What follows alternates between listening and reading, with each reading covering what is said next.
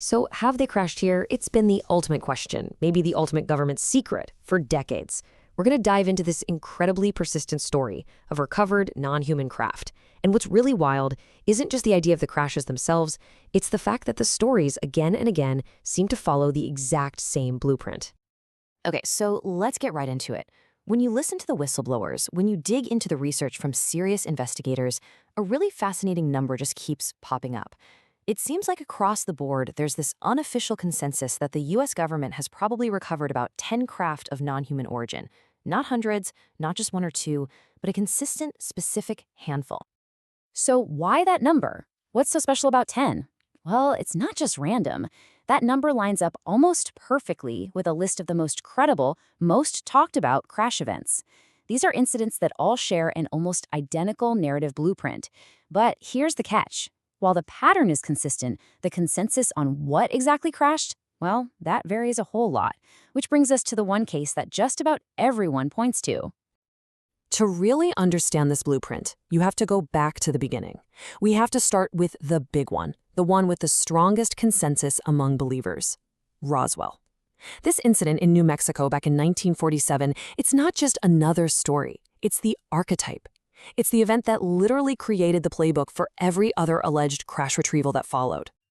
I mean, the speed of this reversal is just mind-blowing. Think about it. On the morning of July 8th, 1947, the Roswell Army Airfield puts out a press release saying they've captured a flying saucer.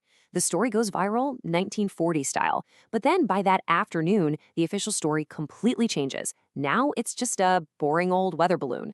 The whole thing just kind of faded away for 30 years until the intelligence officer who actually handled the debris, a guy named Jesse Marcel, decided it was time to talk.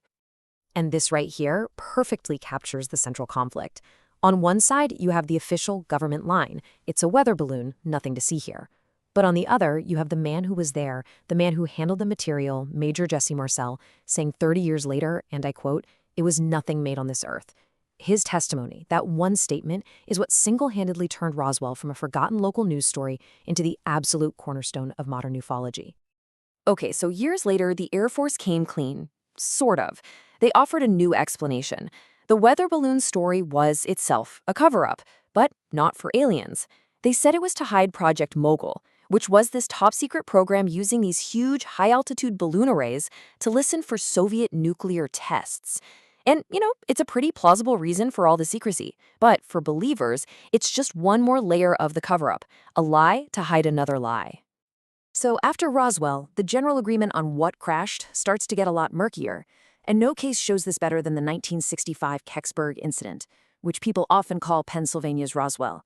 It follows that same familiar pattern, but now there's this whole new question. Was the object alien, or was it some secret piece of human technology? And that's where the debate really heats up. The event itself was incredibly dramatic.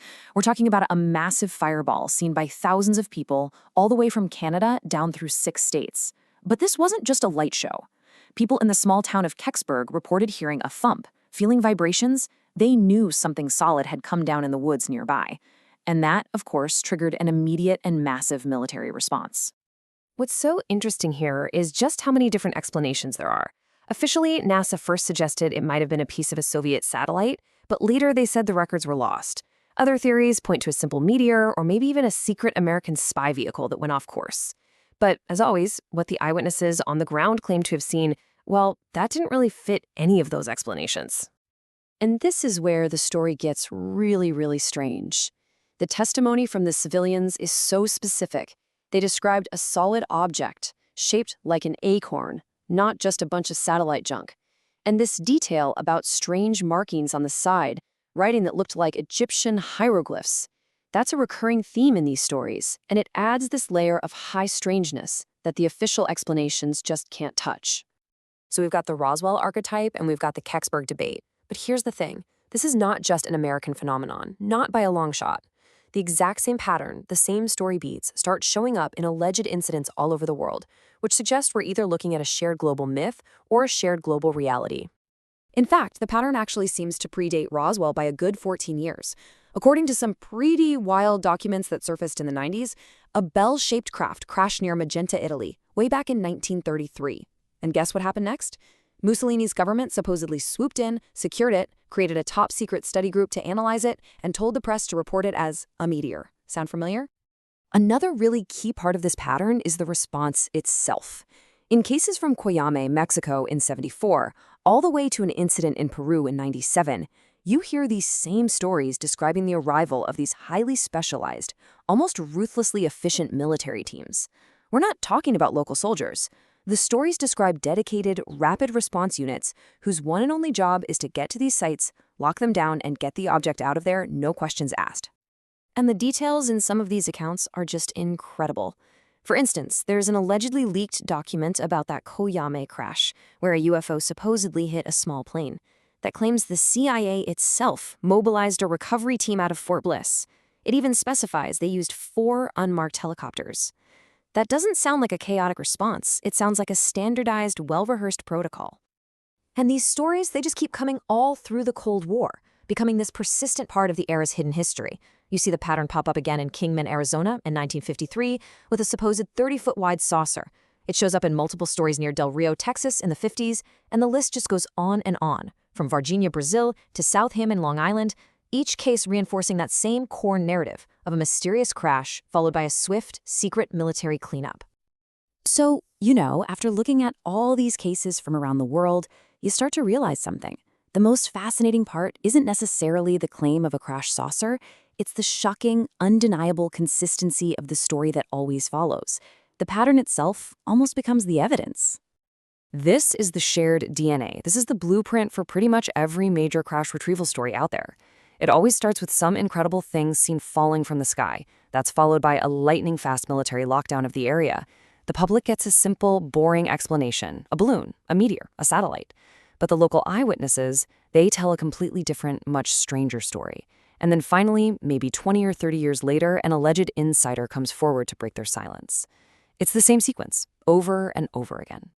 And the contrast is just so stark when you lay it all out side by side. For Roswell, it's a weather balloon versus an actual alien craft. For Kecksburg, it's a meteor versus an acorn-shaped object with hieroglyphs. For Coyame, you have official silence, the event never even happened, versus a covert international recovery of a crashed disk. In every single one of these cases, you end up with 2 completely separate, totally irreconcilable realities. And that really leaves us with the ultimate question, doesn't it? Are these stories actual evidence of repeated visits from somewhere else? Or are they evidence of something else entirely? A consistent, operational playbook for how governments deal with things they can't explain or things they simply don't want us to know about? Maybe the real mystery isn't just what fell out of the sky, but why the story on the ground always unfolds in the exact same way.